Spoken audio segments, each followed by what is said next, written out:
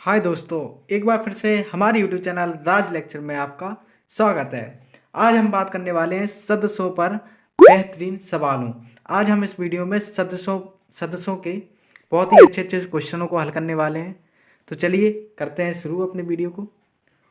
दोस्तों, हमारा पहला क्वेश्चन है ए कैप वेक्टर ए बराबर 2i cap minus 4k cap और बी वेक्टर बी हमें दिया है 3j cap plus k cap है। तो vector A into vector B का अदिश गुण ज्ञात करना है। तो चलिए करते हैं। Vector A dot vector B ज्ञात करना है तो करते हैं। तो हमें दे रखा है वेक्टर ए बराबर दिया है 2i cap minus 4k cap. चूँकि हम जानते हैं किसी भी लंबकोणीय एकांक सदिश को किससे लंबकोणीय अक्षों से ज्ञात किया जाता है, जहाँ पर एक्स अक्ष की दिशा आई कैप प्रदर्शित करता है तथा वाई अक्ष की दिशा को जे कैप तथा जेड अक्ष की दिशा को के कैप प्रदर्शित करता है। चूँकि यहाँ पर हमारे क्या है 2i कैप दे रखा है, के कैप दिया है लेकिन जे कैप नहीं है। लेकिन हम इसको जब है नहीं तो हम इसको इस प्रकार लिखेंगे वेक्टर ए बराबर 2i कैप। अब हमें जे कैप दे नहीं रखा तो इसका मान हम क्या रख सकते हैं 0 इंटू जे कैप, तो इसका मान 0 हो जाएगा। ठीक है, माइनस 4k कैप। इसको बिल्कुल सही ढंग से लिख लिया हमने। अब दूसरा लिखते हैं। दूसरा क्या दिया हमें वेक्टर बी। वेक्टर बी बराबर है 3j cap plus k cap. इसी प्रकार इसमें हमें आई कैप नहीं दे रखा तो इसको हम बिल्कुल सही रूप में लिख लेंगे। आई कैप दे नहीं रखा तो इसके हम गुणांक क्या कर देंगे 0 आई कैप प्लस जे कैप क्या रखा 3j cap plus k cap. Okay, अब हम इसका निकालेंगे डॉट गुणन, इस सदस्यों का डॉट गुणन।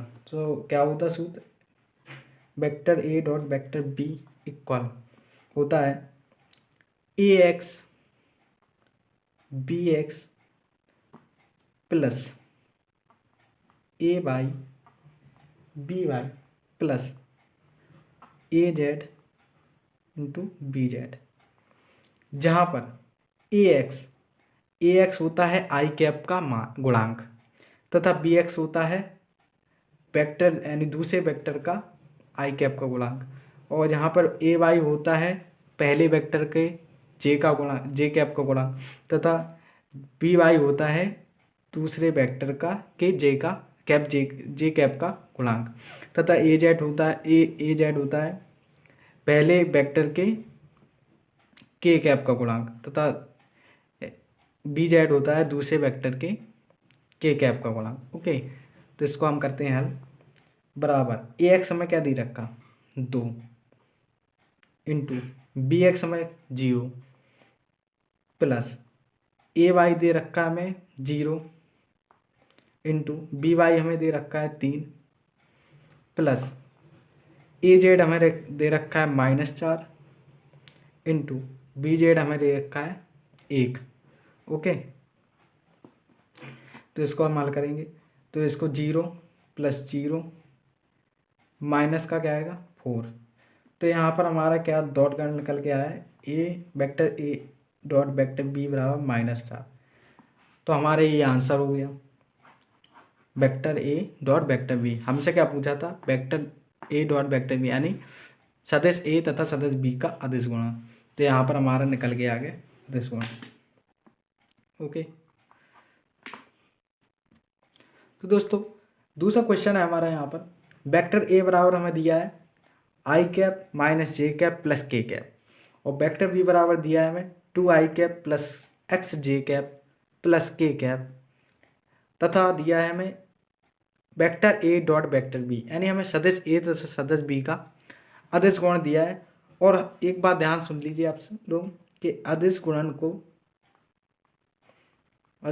को हम vector A dot vector B, लेकिन सदिश गुणन को हम किससे लिखते हैं सदिश गुणन को हम vector A cross vector B.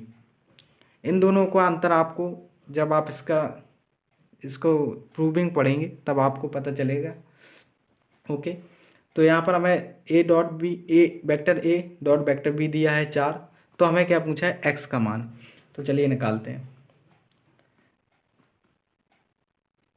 चूंकि हमें दिया रखा है क्या है vector A dot vector B बराबर 4 दे रखा है, तो एक्स का मान तो हम निकाल ही लेंगे। तो चलिए करते हैं उसको उसी प्रोसेस से। तो पहले क्या आएगा A X dot A X into B X plus A Y into B Y plus A Z into B Z बराबर 4। ए एक्स क्या है हमारा 1, बी एक्स क्या है हमारा 2 प्लस ए वाई है हमारा -1 और बी वाई है हमारा एक्स, जे कैप का गुणांक है हमारा एक्स प्लस ए जेड है हमारा 1 और बी जेड है हमारा 1 बराबर 4। 2 एकम 2 माइनस एक्स प्लस 1 कल 4। तो हमारा यहाँ निकल के आता है -x प्लस 3 इक्वल 4। तो -x बराबर 4 - 3। तो यहाँ पर हमारा निकल के आएगा x -x बराबर 1। तो क्या आ गया हमारा x का मान -1, ये निकल के आ गया हमारा -1। ठीक है, तो इसी तरह से हमें सारे क्वेश्चनों को हल करते जाना है। चलिए अब करते हैं, आगे बढ़ते हैं। तो दोस्तों हमारा यहाँ तीसरा क्वेश्चन है 2i cap plus 2j cap plus k cap तथा वेक्टर b बराबर है i cap minus 2j cap plus 2k cap के बीच का कोण ज्ञात करना है, यानी हमें थीटा ज्ञात करना है। चलिए करते हैं। तो पहले हमें क्या दे रखता है पहले लिख लीजिए। वेक्टर a बराबर है हमें 2i cap plus 2j cap plus k cap और वेक्टर b हमें दे रखा है i cap minus 2j cap plus 2k cap. तो पहले हम इसका क्या करेंगे आदेश गुणन निकाल लेंगे। तो आदेश गुणन निकालने के लिए हम जानते हैं कैसे इसको करते हैं। तो निकालते हैं A vector A dot vector B बराबर क्या करना है A X dot into B X plus A Y into B Y plus A Z into P Z. इनको मैंने आपको समझा ही दिया है कि ये किस किस के गुणांक होते हैं। तो चलिए करते हैं। बराबर ए एक्स आई कैप का गुणांक 2 into B x 1 plus A Y क्या है 2 है हमारा इंटू बी वाई क्या है -2 प्लस ए जेड है हमारा 1 बी जेड है 2। तो 2 एकम 2 प्लस यहाँ पर -2 दूनी 4 माइनस के 4 है प्लस माइनस माइनस हो जाएगा प्लस 2 एकम 2 2 2 4 -4 ये 0 हो जाएंगे। तो हमारा यहाँ vector A dot vector B आया 0। लेकिन हमसे इस बार क्या पूछा है कोण पूछा है, यानी थीटा पूछा है। तो इसके लिए हमें ए डॉट वेक्टर, अब तो हमने ये क्यों निकाला, इसको हमने इसलिए निकाला क्योंकि हमें किसी भी सदस्यों का के बीच का कोण निकालने के लिए हमें उसके अदिश गुणन का होना अति आवश्यक होता है। तो चलिए हमने निकाल लिए। अब हमें इन वेक्टरों के वेक्टर ए तथा वेक्टर बी के परिमाण निकालने होंगे। तो चलिए निकालते हैं। पहले निकालेंगे हम वेक्टर ए का परिमाण। वेक्टर ए के परिमाण को हम वेक्टर ए के परिमाण के लिए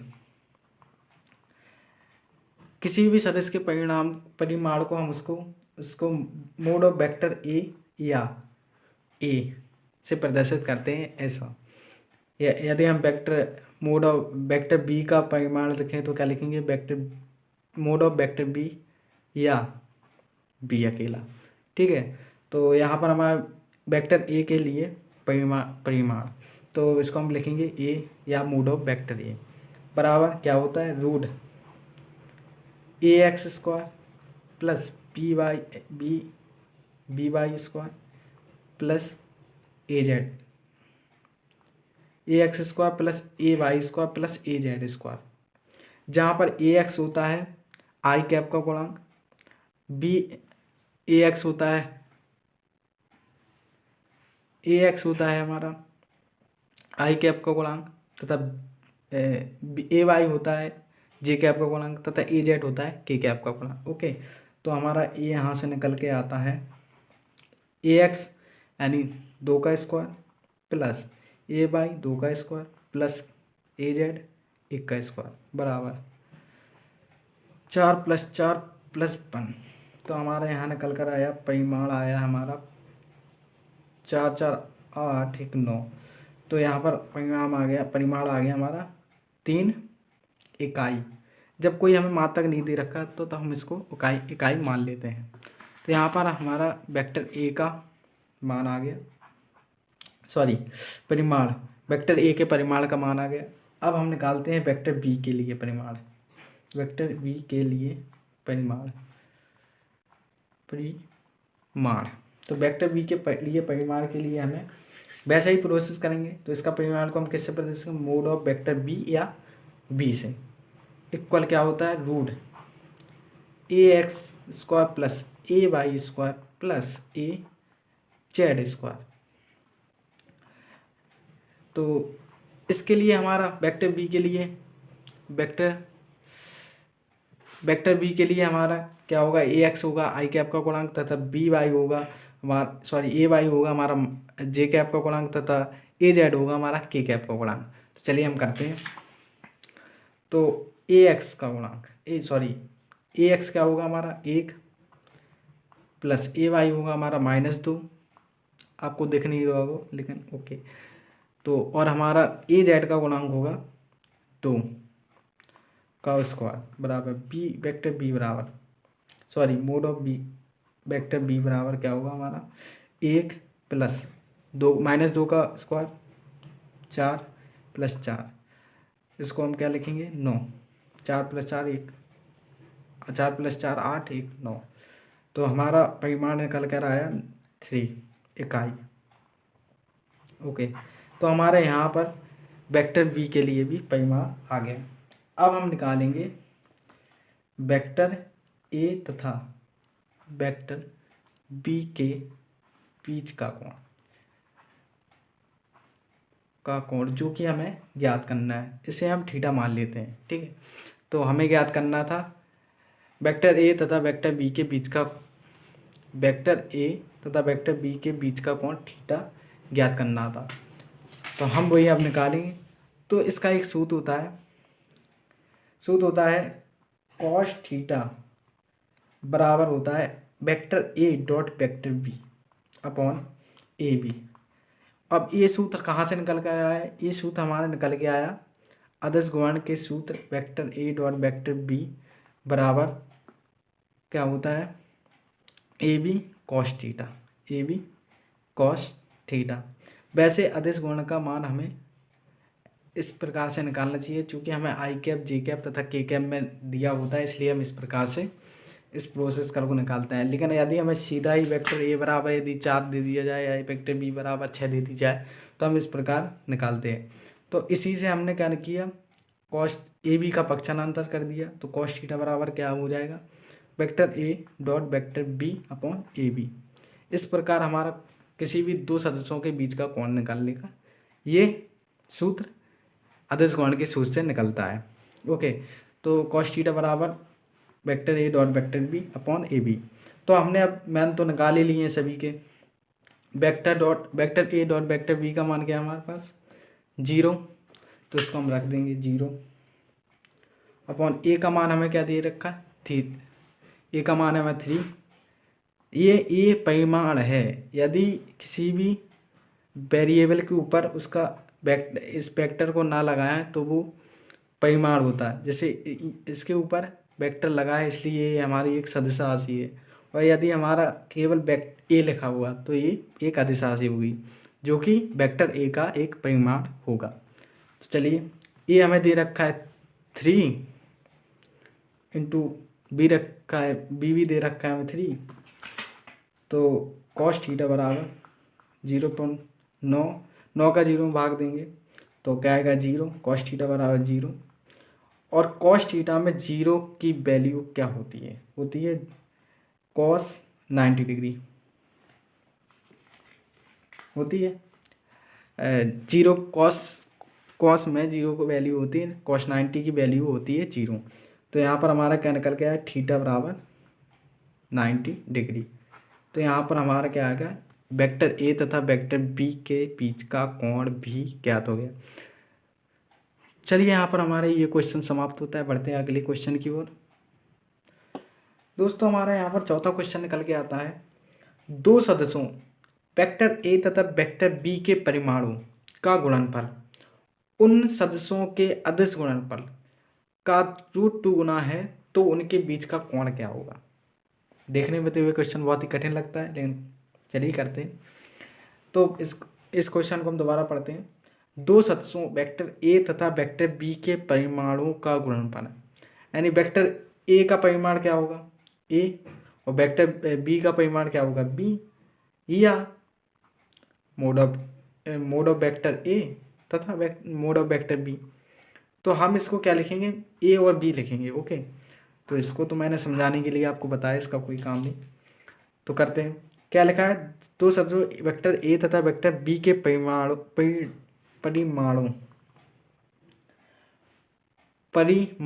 का गुणनफल।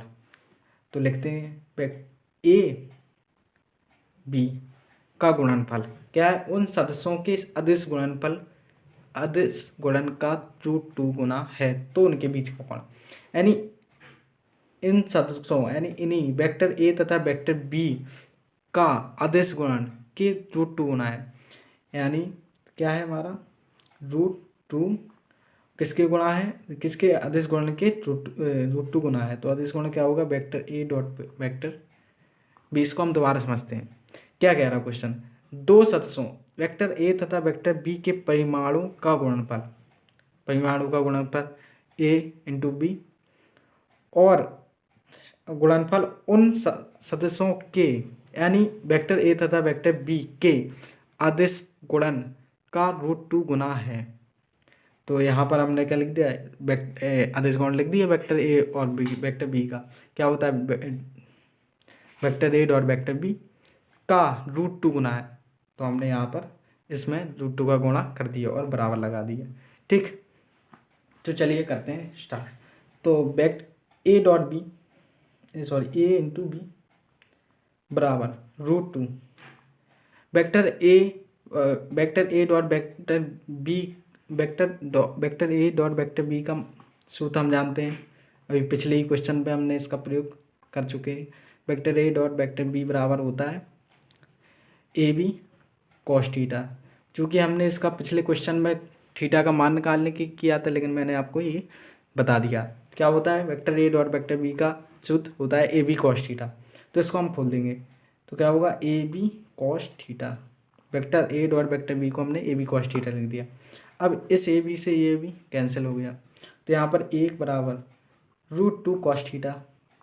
ओके, तो अब हम इस √2 का पक्षांतर करेंगे, तो 1/√2 इक्वल कॉस थीटा। तो कॉस थीटा इक्वल हम इसको ऐसा लिख ले रहे हैं, कॉस थीटा बराबर 1/√2। कॉस थीटा में किसकी वैल्यू होती है, ऑब्वियसली कॉस 45 अंश की। तो यहाँ पर हमारा थीटा निकल कर आ गया 45 अंश। लो हमारा क्या आ गया इसका आंसर, क्या पूछा था उसमें, उनके बीच का कोण ज्ञात कीजिए। तो हमने उसके बीच का कोण निकाल दिया। ओके, यही हमारा होगा आंसर। तो चलो बढ़ते हैं आगे अपने अगले क्वेश्चन की ओर। तो दोस्तों हमारा अगला और लास्ट क्वेश्चन हमारा है, यदि vector A dot vector B बराबर √3 into mod of vector A cross vector B है तो थीटा का मान क्या होगा। चलिए हम इसको करते हैं। तो पहले हम इसको इसी तरह लिख लेंगे, vector A dot vector B बराबर √3 into mod of vector A cross vector B. तो vector A dot vector B का इसका मान 2 बार बता चुका हूँ, क्या होता है इसका value A B cos theta, इसका सूत्र होता है बराबर √3 into mod of vector A into cross vector B, एक vector A cross vector B, mod of vector A cross vector B का वैल्यू क्या होता है, ये मैं आपको बता दे रहा हूँ क्या होता है। वैसे तो vector A cross vector B की वैल्यू होती है हमारी A B sine theta N cap. चूँकि हमें तो vector mod of vector A cross vector B की वैल्यू चाहिए, लेकिन हमें तो केवल vector A cross vector B बराबर A B sine theta N cap, जहाँ पर एन क्या होता है, एन कैप हमें दिशा बताता है। क्योंकि हमें परिमाण चाहिए mod of vector A cross vector B, इसका परिमाण चाहिए क्योंकि इसमें मोड ऑफ लगा, तो इसका परिमाण होगा हमारा mod of vector A cross vector B बराबर ए बी साइन थीटा। क्योंकि परिमाण में हमें दिशा की आवश्यकता नहीं होती, क्योंकि परिमाण निकालते हैं तो हमें उसमें दिशा की आवश्यकता नहीं होती, तो हमने तो हमने इसको क्या लिख दिया, एन कैप को हटा दिया, दिशा हटा दी, क्योंकि एन कैप हमारी दिशा को प्रदर्शित कर रही थी, लेकिन हमें क्या चाहिए, इसका परिमाण के लिए हमें दिशा को हटाना पड़ेगा, तो इसलिए हमने mod of vector A cross vector B बराबर ए बी साइन थीटा लिख दिया। तो यहाँ पर हम लिख देंगे, सूत्र हमने क्या जाना, mod of vector A cross vector B का सूत्र होता है ए बी साइन थीटा, तो A B sine theta, A B से ए बी कैंसल। अब हम इस अब हमारा क्या बचा, cos theta equal √3 sine theta.